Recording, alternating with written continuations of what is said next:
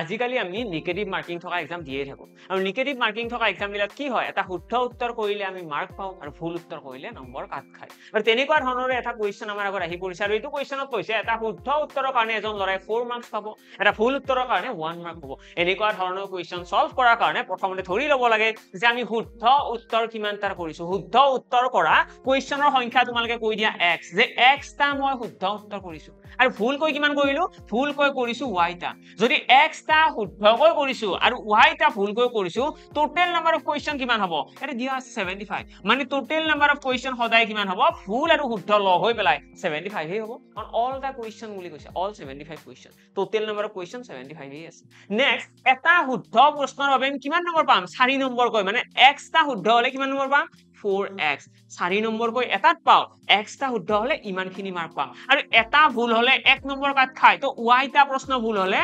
y number কাট খাব সমান কিমান আহিব